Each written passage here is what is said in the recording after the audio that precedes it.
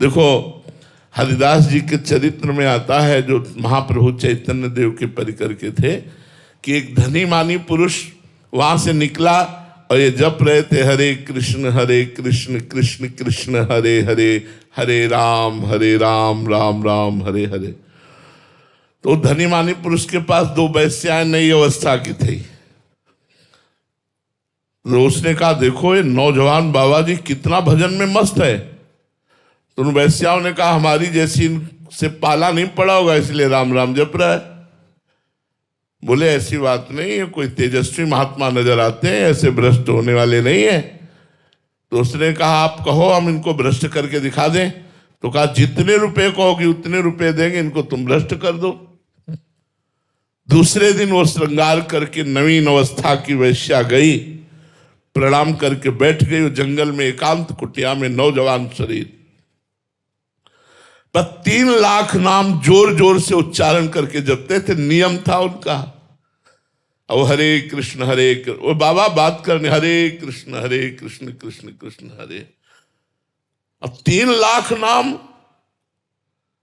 अब वो बैठी रही, उनके मुख की तरफ देखो, संत दरस जिम पातक टरई। भगवान नाम सुनना और संत दर्शन करना। पूरा दिन हो गया, चली गई। दूसरे दिन फिर श्रृंगार करके आई, पूरा दिन होया, चली गई। तीसरे दिन फिर श्रृंगार करके आई। आज हरिदास जी की भाव दशा कुछ और ही थी। आंखों में अश्रु थे और मुख पे नाम था और पुकार रहे थे, हरे कृष्ण हरे।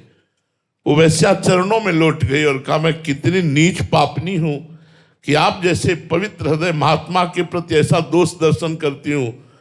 मैं दोष दर्शन नहीं, मैं दोष क्रिया करने के लिए आई थी आपसे। अब वो रुके।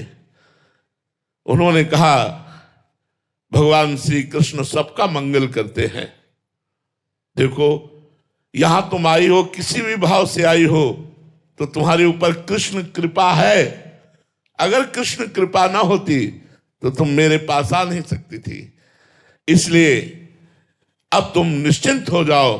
जिस पर संत और भगवंत की कृपा हो जाती है वो निहाल हो जाता है। तो उन्होंने कहा, हमारा उद्धार हो सकता है?